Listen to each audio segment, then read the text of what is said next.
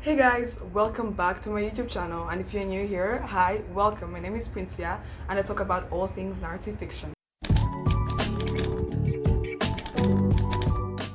And I'm so excited to be here giving you guys like my first ever book review, and I'm even more so excited to be giving it about Beartown by Frederick Backman.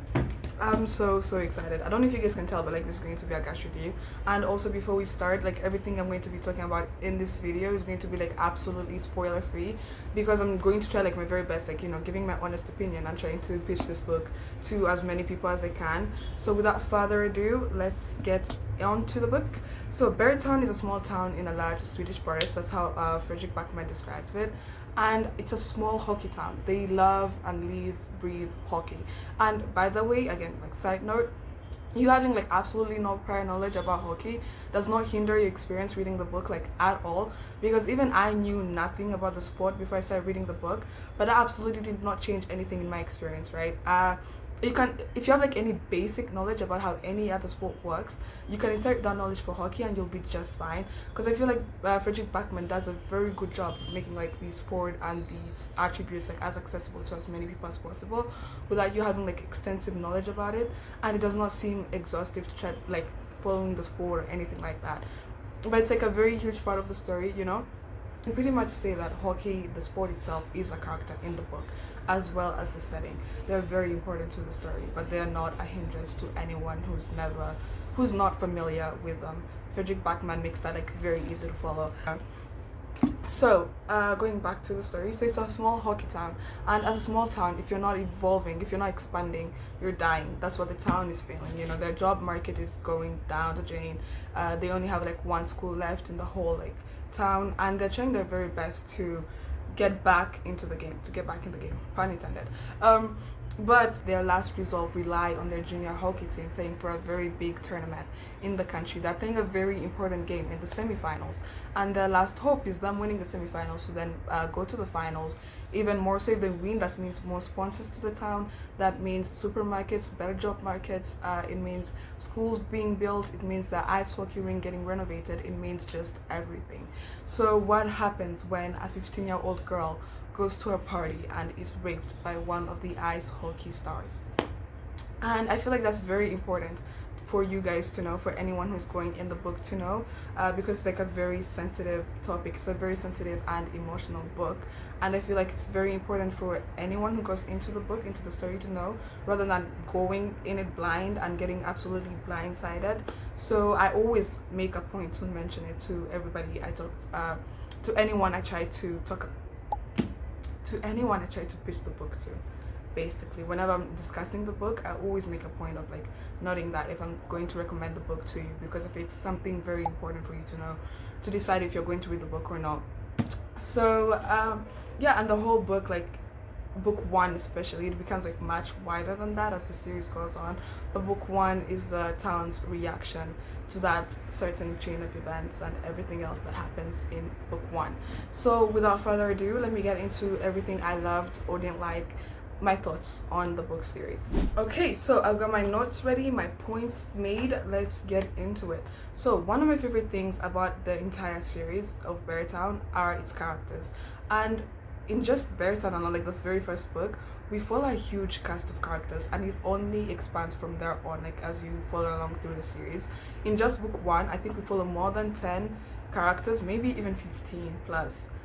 It's a huge cast of characters, but somehow, surprisingly, it's not exhausting like at all. You do not struggle trying to keep track of the characters, or at least in my experience I never struggled with like keeping track of the characters. And the reason why is Frederick Backman knows how to write memorable characters. He knows how to write such a character that feels so real. Every single character in the 10 characters we're following in book one, every single one of them felt like an individual. They had their own quirks, they had their own flaws, they had their own personality, they had their own drive and motivation. Everything felt individual and their own, so you could always recognize who was on page and what they were doing. Because guys, when I say huge cast of characters, I mean huge. We follow the hockey team, we follow the coach, we follow the general manager, we follow the parents of the players, we follow the players, we follow their friends, we follow the whole town essentially. And that even makes the book feel so much better, because every single character feels important to the narrative. Like, the characters make the story, not the other way around. I feel like you can always tell when you're reading a book, and you can feel like the author's hands just like, making a character act a certain way for the story to get at a certain point. But with Frederick Backman in Beartown, it does not feel like that. It feels like the characters are the ones driving the story. It feels like it's them driving the narrative. Whatever choice they make affects the story in a way where, had they just changed their mind here, the whole story would have changed. And you can tell that Frederick Backman is not scared of that. You can tell that the characters are their own people. They're alive and breathing. Frederick Backman's writing makes me feel like I can just go to Sweden right now, and I'll literally find like Beartown there, and I could go visit and play hockey and hang out with the characters. They feel so real, and it makes the story so much more enjoyable. And I think one of the reasons why his characters work so well is because of Frederick Backman's understanding of human emotions. He understands the feeling of being human. He understands emotions so well, and he shows off like that aspect of his like understanding in so many ways. And the characters are like one way, but like the reason why the characters shine so much, at least according to me, is through his like writing of relationships and dynamics. Guys, the way Frederick Backman writes love is exceptional. The way he writes love is, every single human emotion he writes is so raw and genuine that you just have no choice but to sit there like in amazement. But like the way he writes love is so lovely. The way he writes love, especially platonic love, is so amazing. He writes platonic love in such a way, I don't know how to describe it, guys. It's so undescribable. Like, I just have to give you guys like extracts, but for you guys to like understand, you'll need to have context within the book and have met the characters for you guys to just fall in love with the way he writes his platonic relationships as much as I did.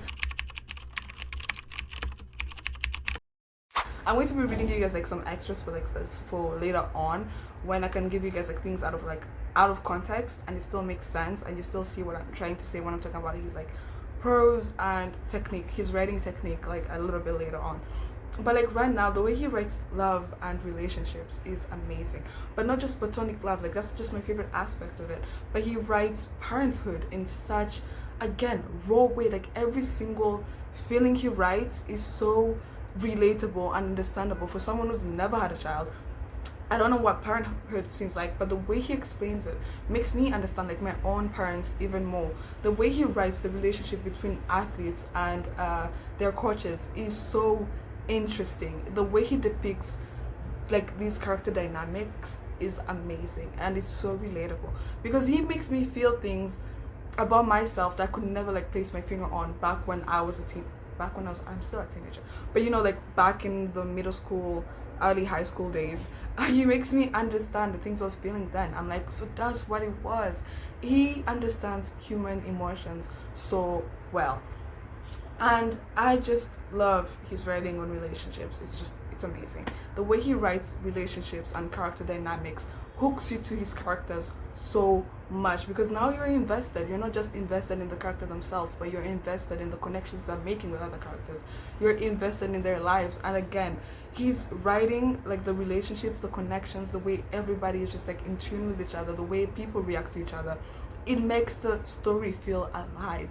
It makes the story not seem so fictional. I mean, it's a lit fic, so it's like a bit contemporary, so it's like a slice of life, it's something that would happen. He writes about like real life events, but it feels so alive and so real that if I was like to search a character on Google, they'll pop up as a real person with a real face and a real life. Everything he writes just feels so alive. And still on the topic of characters, for the huge amount of like characters we have, Frederick Backman always knows what to do. Like, he always knows what to do with his characters. I've seen many instances where authors or writers or directors or anybody like have a huge cast of characters, but they lose their grip on them and don't know what to do with them, and just overall it seemed very useless. But every single character Frederick Backman writes, it feels so intentional. My favorite thing when I'm reading something or when I'm writing is intentionality. I love when you can see that whatever the author put on the page, he knew what he was doing with it, or at least he had a vision. When an author is intentional, it shows, and I love when it shows. And Frederick Backman is so intentional with every single thing he writes, and you see it in his writing technique, you see it with his characters, because every single character, again, like I've said, they drive the plot, they feel important to the narrative, but he gives each and every single one a very, very satisfying arc. Every single character he has, for the large amount of them he has, I keep referencing that because it's a big cast of characters, and to me it was so impressive that he was able to give each and every single one a satisfying arc, that even as we go later into the books, and that's like my complaint side, but I'm going to again get into that more later, but even as we go like further into the story, like in book 3, when you can see like some of the characters are like missing or something, it does not feel very, like, you don't feel too bad about it, because it gave every single character like such a satisfying arc. Like, he would tie each and every single character in a bow and just like let them be on their way. It's so satisfying to see that. It's so refreshing to see like an author who cares so much about his work, that every single part and every single character is like tied up nicely, and it's just like no loose ties, no anything. Every single character got a satisfying arc. It was so satisfying for me to see. Just right now, I was talking about his understanding of human emotions, and one of the ways he shows that off is through his like narrative technique, like the rhetoric devices he uses. And my favorite one of his is repetition. The way he uses repetition, guys, is excellent, and it's so unique. Everything he does to me is impressive, but like, it's so unique that it's formidable. Like, I have to read you guys like an extract for you guys like to see what I mean. But he shows off like not only his understanding of like his characters and the people he's like writing about, but also the readers. He knows what like the average person thinks, not just the average. He knows what his readers are thinking. Like, he can get into the mindset of the people, into the mindset of the people he's talking to, and he has conversations with you. He probes conversations. So for example, he'll say something and then he'll just repeat a line over and over and over and over again, just honing on to the point he's trying to make, and you're like, oh, you keep saying this, it's going to go this way. Like, you make your own guesses, but then at the last second he goes, no, actually it's this, and he just like absolutely like subverts your expectations in the best way possible. Again, I've seen so many instances where authors just like try to lead you in a certain way, and then at the last second, again, just like he does, subvert your expectations. But this point, it's just like you get whiplash. You're like, what the hell, like, how did we get here? And it feels like they lied to you instead of like trying to lead you a certain way. And instead of doing that smartly, as Frederick Backman does, instead it feels like you're being lied to. Never with Frederick Backman. It actually feels so smart every single time he does it. That when you get to the conclusion he wants you to get to, and then he actually just like absolutely turns you like 360 in a whole other way, you're like, oh, that even makes so much more sense. You're like, that's even better. And it forces you to have conversations of like, why were you going to that conclusion anyway? Like, what would have been the outcome had we gone this way? It feels like his books are made for annotating. Like, when I finished book 1 and finished book 2 and 3, I had to immediately come back to book 1, because the first read through I was just like enjoying my ride, like just enjoying the book and consuming it so fast that I had to come back and sit with it and have conversations with them. It feels like you need to write down your thoughts, have conversations with the characters, have conversations and reflections with yourself. It's just brilliant the way he writes, the way he uses repetition, the way he horns onto a point until you think you know where you're going, but then he absolutely just like does like a 180. Is that 180 or 180? I don't know. I said 360 before, by the way. Like, I was a math student for 2 years, so that's not like a very good look on me, but whatever. He does like an absolute like 180 and surprises you, and every single time it just feels so refreshing. It makes his reveals feel so satisfying every single time. Like, each and every single one of his reveals just feels so satisfying. His writing is just satisfying to me. But anyway, I'll have to read you guys like one of his quotes for you guys to see like what I'm talking about. Let me find it right now. Okay, so I found the extract, and with again, everything I'm going to be reading out is going to be like absolutely spoiler free. Even like within context or outside of context, it's absolutely fine. But if you're like very, very spoiler sensitive, then I wouldn't recommend us to like skip ahead. But if you're not, then stay with me. Here he's talking about like a character, just like a not random, but just like a standby character reflecting back on his life, right? He says, he wakes up in the mornings with a feeling that someone has stolen a better life from him. an unbearable fathom pain between what he should have been and what he actually became. Bitterness can be corrosive. It can rewrite your memories as if you were scrubbing a crime scene clean, until in the end you only remember what suits you of its causes. And then in the very next page, talking about like a different character in a whole other different situation and context, he says, "The most painful fall for anyone is tumbling down through a hierarchy. Bobo has known it all his life, and the way his friend is looking at him now leaves marks, and gives rise to the sort of corrosive bitterness that never leaves some men, that can wake you in the middle of the night and make you think someone has stolen the life you should have had." He uses like the way he repeats the same exact paragraph, actually, like it's the same exact phrasing. I mean, it's the same exact sentence with like different phrasing to just hone in his point, but this time he teaches you like what he means. He shows you what he means in a whole other different context. I love when authors don't just tell you, but they show you. And in this case, like this extract I was reading, this is like one of the instances where he just actually just repeats the same exact sentence, but like he plays on his words. He shows you a whole other meaning, and then he's like, yeah, so this is what I meant, like this is the point of what I'm saying. I hope I'm making sense. I hope I'm being very coherent right now, where like I'm trying my very best to like articulate like why I love his writing so much and his storytelling style. But like this is one of those instances, but it's like other times when he'll actually just repeat like bang, bang, bang, bang over and over and over again, like that's exact word, and then you think you know where you're going, but he absolutely just like twists the narrative, and then he's understanding like his point is so much better than what you thought he was going to give you. It's so much better and it's so much more satisfying. I think that's like the summary of like his narrative style is just satisfying to me. But the downside can be, for many people, that can feel a little bit like not exhausting, it can feel a little bit too dramatic.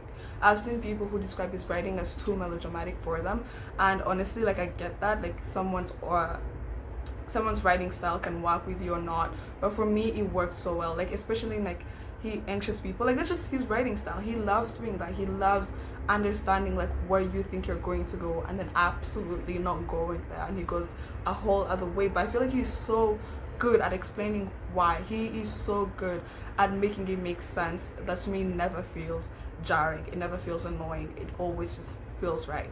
Yeah, in the cases where I'm saying like sometimes it feels like a little bit too melodramatic for some people, it's because here I was just like reading like through my annotations. I said, I love the flow and descriptiveness of his writing. Describes everyday life so romantically. He adds flourish to everything, and for some, not to everything, but like to the mundane. He describes the town in such an imaginative way. I don't think imaginative is the word.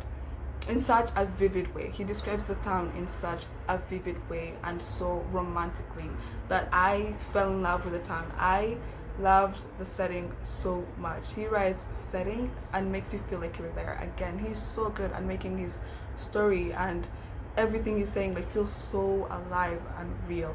And to me, I just love that. But for some people, it's can be a little bit jarring, understandably so. Okay, now to give you guys like my overall thoughts on like the whole like book series. Book 1 to me was like my absolute favorite book. It's my favorite book ever, and Frederick Backman has become like my favorite author ever.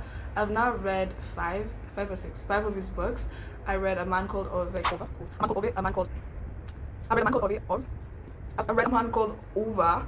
I've read Anxious People. Now I've read the whole entire series of Beartown, so that's 5 books, and I'm reading Brit Marie Was Here. Book 1 is like my overall favorite. I feel like I read this book at the perfect time for me, because I read this book at a point in my life where I needed to feel something, and it made me feel everything, and I love it so much for that. I absolutely adore this book, and I think you can tell. Like I finished book 1 again, like I said before, read 2, 3, came back immediately to book 1 because I missed the world, I missed the characters so much, and just had to underline every single sentence that made me feel things, and I almost underlined the whole entire damn book. I love this book so much, and to me the only flaw it had, actually I don't feel like book 1 had any. It was just perfect in the conversations he was having, in the way he was dealing with them. It was so perfect to me. I love this book so much. I love the setting, I love the world, I love the characters. I think about every single character in this book like at least once a day. I love this book so much. I don't think I could ever like express just like how much this book meant to me. and everything I got. It's life changing. I love this book so much, guys. With book 2, I actually think book 2 is the strongest out of the 3. Book 1 is most definitely like my favorite, but book 2 is the strongest. You can definitely tell from like the first line, from the first few chapters, that Frederick Bachman is so much more comfortable in his stories and with his stories and the conversations he's trying to like make in book 2. You can tell that he's like fully settled down in his world that he's created. Now he knows, like now he has like a better grasp on everything he's trying to deal with. So the reflections in book 2 are actually like so much, not so much better, are so much stronger, like well, sharper, what's the word, smoother, what's the word, it's like right there, polished. I think the word I'm looking for is polished. Yes, like everything is like so much more polished in book 2, so it's definitely like the strongest out of the 3, but book 1 remains like my favorite. Actually, like some of my favorite lines are in book 2. I was going to read you guys like one of them, but I think I'll just like leave that to book 2, to book 3, so I don't give you guys like too many extras. But book 2 has some of my favorite lines and moments. I absolutely love it, and I think I'm going to reread it too, like sometime soon, but I feel like I need a break from the series because been consuming my life for like the last 6 months. It's only been 5 months in the year. Girl from the future. Anyway, so I absolutely love book 2. I gave it 4.5 like the first time I read it. I do not know why in retrospect it's like 5 stars, because again it's like stronger than book 1, but I just enjoyed book 1 so much that nothing could compare to it, so I was like a bit harsher in my rating, but it's definitely like a 5-star read. And I've seen people who prefer the second book to the first one, and honestly I get it. Like the second one is like so much more polished and better, but book 1 just means the world to me. And with book 3, I feel is the weakest out of the bunch, out of the trilogy. Book 3 is most definitely the weakest, but it was still at 4.5 stars, so how weak that is, you let me know. But anyway, book 3 is like biggest problem. Also, by the way, book 3 is a monster of a book. I have never seen a lit fic that's 600 something pages. Like that's usually like fantasy level length of books, but I didn't mind it. I was not complaining. Like that's not my biggest problem with the book, because honestly he just gave, like this was a gift to me. This felt like a gift. It was a holiday. Like you tell me like I get more page time with my favorite characters ever in like one of my favorite like fictional worlds ever. I was having a ball reading this. Like I missed the characters so much after I finished book 2 because I couldn't purchase like book 3 like right afterwards. So when I got it, I was so happy. I was like, yay, more page time with my favorite characters. But also like its length is its biggest downside, because I feel like we go too wide, you know, and too much of anything is never good. But what I mean by this is in book 3 we give space and page time to things that don't really matter to the story. Like for example, book 2 was like, what I mean is like there's so many things we could have condensed in book 3 and given space to like so much more things. Like my favorite storyline happens in book 3. We meet some of like my favorite characters early in book 3, but then we expand on their stories in like the last half here, like in the last half of book 3, and I just wished we had gave them more time than some of like the storylines we're following in book 3 that just felt bloated and unimportant, because there's a whole storyline in book 3 that you can actually just scrap out of the book and the story will remain just the same. I was like shocked because I was like, I thought we were going to go somewhere with it and never actually did, and I was like, oh okay. You're so surprised because Frederick Bachman usually follows through with everything, and with this one it had a payoff, but it was not like as satisfying as everything else. So just like, so what was the point? You know, what was the point of all that? We could have condensed that or just like entirely removed it from the story and instead focus on like one of the most impactful stories of the entire series and just explored it like earlier on, like from maybe chapter 4 or 5 instead of like chapter 60 something in the book. It would have made the whole like my experience was better with book 3. But I absolutely also loved book 3 because it's much like book 3 feels much cozier. Like we actually focus on the found family, like the friendships we developed from book 1. We explore them more and simmer and like let it sit and fully like simmer, I think I already said that, and fully like let them settle down in book 3. We hang out with the characters so much more, so many wholesome moments in book 3, and they're just so important to me. Like one of my favorite no, I think it was in book 2. No, it's in book 3. That's most definitely in book 3. Like one of my favorite like lines and paragraphs that hit so hard are in book 3, and some of my favorite character moments are also in book 3, because again it just feels so much cozy, and like the found family aspect that Frederick Backman does so well is found the most in book 3, and that's the reason why I loved it so much. But I also feel like, again, also, like, remember what I was saying about like how he has a grasp on every single character.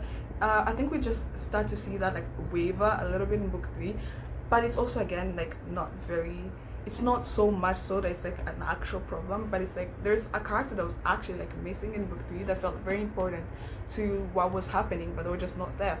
But again, it felt fine because he had already gave them like a perfect like tied up conclusion. I was just like, it's okay, but like again, so we got too wide in book 3, and we could have condensed it a little bit, but that's more time with my favorite characters, so I wasn't complaining. So all in all, someone described Frederick Backman's writing in this like first page dedicated thing. I don't know what it's called. Is it the foreword? Like it's before the dedication. I don't know what that word is called. Maybe I should Google it, but like after. Anyway, he says, Backman novels are oddities of the ordinary man and woman, and stunningly moving tales of everyday courage, and I've never seen anything truer. That's like the perfect description of his work and his novels. It's the oddities of courage. What? I just butchered that sentence so bad. And the oddities of the ordinary man and woman, and stunningly moving tales of everyday courage. Like that's everything I wanted to say. That's everything I said in this video, like just summarized. Let me read to you guys like one of my favorite like paragraphs in the entire series, one that just like explains like what they just said about like the oddities of, let me not repeat the sentence for me to butcher it again. Okay, so here we are talking about just like this character is like having like an internal monologue, just reflecting back on his life again. Like some of the best lines happen when the characters are like reflecting back on their lives, which is why I love journaling so much, because you know that's why you get like your best thoughts. Anyway, back onto what I was saying. When his little brother Vidar was away, his mother said that sometimes she saw happy families down on the lake in the winter, a mom and a dad and a child, skating and laughing, the sort of family that functioned and lived in a house where everything was intact. I pretend it's Vidar, that little kid, that he had a family like that, she whispered through her dragged fork to her eldest son. Not that she wished that for Timu, just Vidar. She needed Timu too much to even fantasize about a different life for him. When I read this paragraph like the very first time, I had to take like a huge breath. I even like annotated and just said like, this just broke my heart in 1,000 pieces, because again the way he presents human emotions to you is so wow. It's not like this sentence like very relatable, but it's just so impactful and hard-hitting. He explained like I've seen 1,000 people do on TikTok about like being the eldest siblings, about being the you know, having to raise your siblings in a way, and here he just broke it down, not just broke it down, but here he just expressed it in such a beautiful way that it was just, you know, I absolutely love this paragraph. She needed Timu too much to even fantasize about a different life for him. Like how tragic and sad and wow is that? Like that was so, like that line just did something to me. Anyway, that's like my overall review of the entire series. I love this series so much. It means the world to me, and I just had the best time reading it. I think book 1 can be a standalone, like you can read it as a standalone. So I'd say if you're thinking about reading the book or getting to Frederick Backman, I feel like this book is like the perfect introduction to him and his style, and one of the best introductions to him. So I would say book 1 is within itself like a completed story. Like you wouldn't miss anything if you didn't read book 2 or 3. If you just stopped on book 1, you would absolutely get the full story of Beartown and his characters. But I would say, you know, keep reading, because again book 2 is the strongest. It gets more comfortable with that, and book 3 has some of my favorite moments. But if you absolutely decide like he's not the author for you, or you don't like the story, I feel like book 1 still tells such an important message, such important conversations, that everybody should read it like at least once, you know. So I'd say if you really want to see if like Backman is like the author for you, or just want a book that will make you feel things, read Beartown, like read the first very book, and you can even stop there afterwards, because it's like, again, a completed story. But I'm so grateful, I'm so happy that he decided to give us like a series. I don't know if he had it in mind that he was going to make it a trilogy, or if he just was going to make it one book, because book one just feels perfectly fine as a standalone. But I'm just so glad he expanded it and made it a world. So grateful. So overall, book series 5 stars every single book. No, 5 stars book 1, 5 stars book 2, 4.5 for book 3, and it was a 10 out of 10 series, and I would recommend it to everyone and their parents. Love this book series so much. That's the entire video summarized. But anyway, so thank you guys so much for hanging out with me again as I talked about like one of my favorite books. If you've ever read the series, or if you haven't, please tell me your thoughts like down below. If you're planning on reading the book, if you read it, what did you think about it? I would love to keep discussing this book with as many people as I possibly can. Thank you so much. Please subscribe and like and share this video with everybody. Love you guys so much. Bye. See you next week.